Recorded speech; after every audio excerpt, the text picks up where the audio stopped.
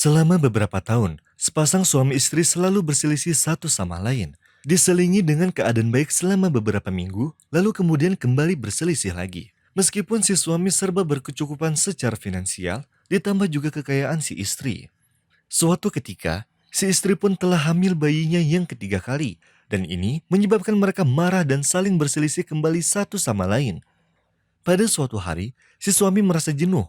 Maka, dia pergi menyalakan mobilnya dan keluar dari rumahnya tanpa tahu kemana harus pergi. Kemudian, ia memutar musik dari MP3 player di mobilnya. Dalam perjalanannya, tiba-tiba ia dihentikan oleh seorang pemuda sederhana yang ingin pulang ke kediamannya. Maka, berhentilah si suami untuk memberikan tumpangan pada pria muda itu. Lalu, dia mempersilahkan agar pemuda itu duduk di sampingnya sementara dia mematikan MP3-nya untuk mendengarkan si pemuda tersebut. Pemuda itu duduk dengan sedih. Maka, si suami bertanya tentang alasan kesedihannya. Lalu dia berkata kepadanya, "Saya dulu bekerja sebagai juru masak di sebuah restoran di sini. Lalu, sponsor restoran menjual restorannya kepada orang lain dan memindahkanku kepadanya. Padahal, sponsor pertama saya sangat berakhlak dan taat. Dia takut kepada Allah dalam setiap perbuatannya dan lantunan Al-Quran selalu terdengar di restoran. Tetapi, sponsor baru saya membuat saya bersedih karena dia selalu menyetel musik di restoran.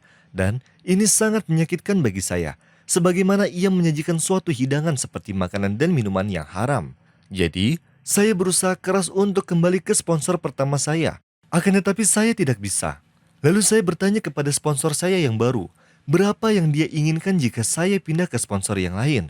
Dia ingin 5.000 dinar, dan jumlah ini adalah semua yang saya miliki dari pekerjaan saya sejak lama.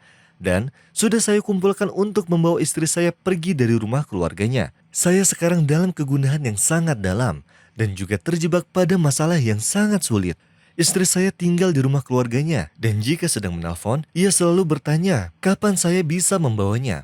Dan orang tuaku memberitahuku bahwa mereka malu dengan keluarga istri saya karena dia sangat lama bersama keluarganya dan saya tidak tahu harus berbuat apa.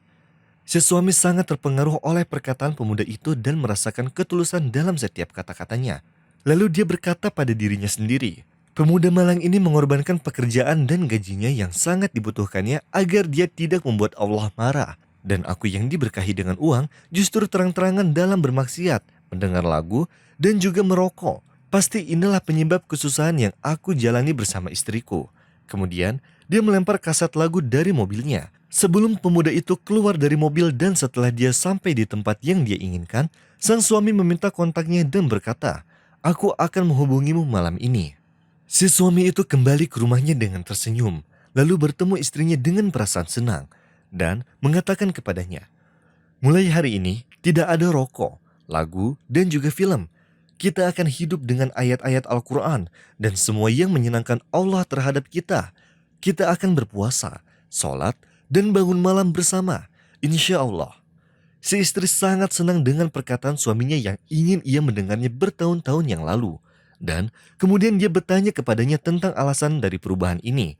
Maka dia menceritakan kisahnya tentang seorang juru masak muda. Dan setelah mendengar cerita itu, si istri menangis dan berkata kepada suaminya, "Saya akan memberikan uang padanya agar ia bisa memberikan istrinya dan saya tidak ingin darinya apapun selain doa." Suaminya berkata, "Saya akan memberinya uang untuk sewa rumah baru dalam jangka waktu 1 tahun." Kemudian si suami menghubungi pemuda itu dan memintanya untuk bertemu setelah 1 jam. Dan ketika mereka bertemu, dia memberinya 5.000 dinar agar dia bisa membawa istrinya. Dan mengatakan kepadanya bahwa dia akan menanggung biaya rumah barunya selama 1 tahun. Maka pemuda itu menangis kegirangan malam itu sampai dia tidak tidur.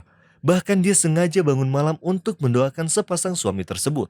Dan dengan rahmat Allah, si istri telah hamil semenjak bulan itu. Dan kehamilannya stabil, serta kekhawatiran mereka telah hilang dan tanda-tanda kebahagiaan pun muncul di antara mereka.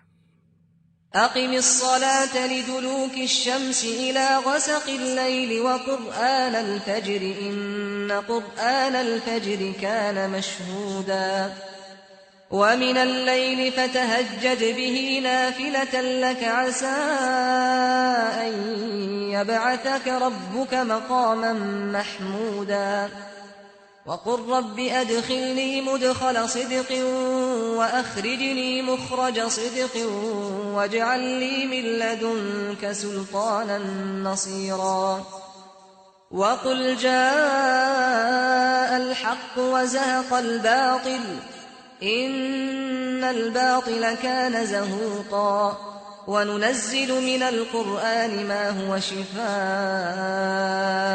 ورحمة للمؤمنين ولا يزيد الظالمين إلا خسارا. Dikisahkan, seorang ayah yang mempunyai 4 orang anak perempuan. Dia bekerja dan istrinya mendidik anak-anaknya dengan sangat baik. Pada suatu ketika, istrinya meninggal dunia sementara anaknya yang paling kecil masih berumur 7 tahun, sedangkan yang paling besar berumur 14 tahun. Ayahnya menolak menikah lagi setelah kematian istrinya dan menjadikan seluruh waktunya untuk menunaikan kewajiban dari Allah dan juga menjaga anak-anak perempuannya. Anaknya yang paling besar juga membantunya dan dia juga menggantikan peran ibu untuk saudari-saudarinya. 10 tahun kemudian, 3 orang pemuda datang untuk melamar anak-anak perempuannya dan sang ayah menginginkan agar menikahkan anak perempuannya yang paling besar terlebih dahulu, lalu setelahnya dan setelahnya. Akan tetapi, anaknya yang paling besar menolak menikah karena dia ingin menjaga ayahnya dan membantunya, apalagi ayahnya yang sudah semakin tua dan sering sakit-sakitan. Maka ayahnya pun menikahkan ketiga saudarinya, dan anak perempuan yang paling besar menjaga ayahnya dan membantunya sampai ayahnya wafat.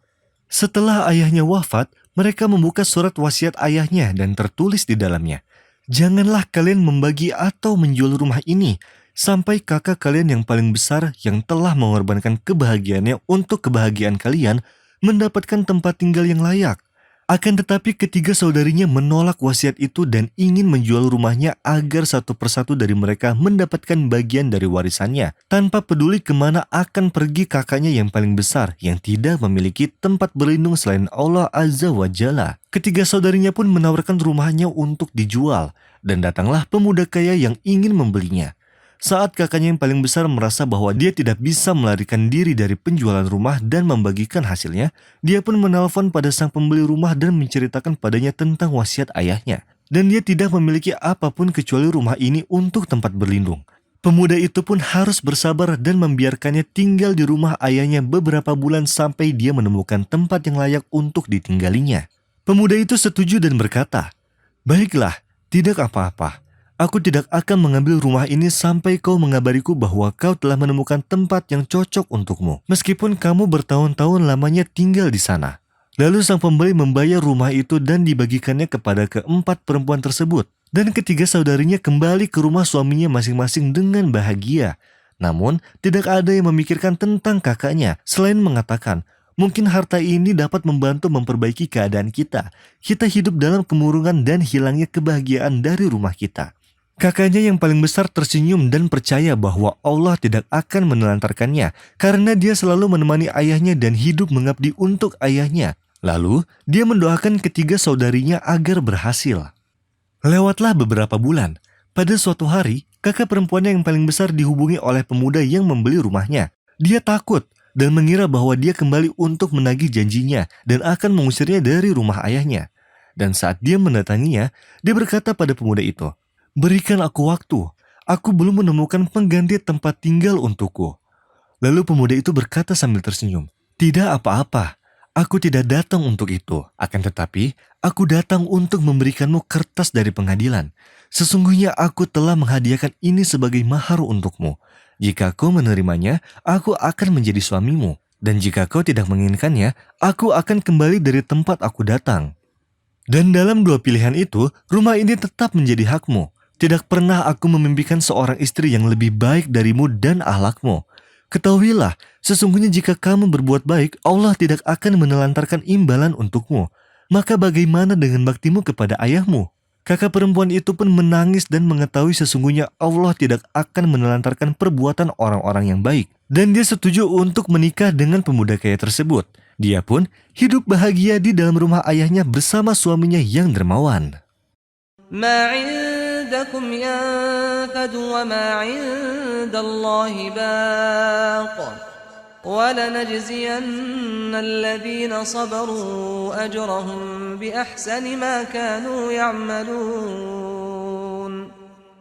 من عمل صالحا من ذكر أو أنثى وهو مؤمن فلنحيينه حياة طيبة ولنجزينهم أجرهم بأحسن ما كانوا يعملون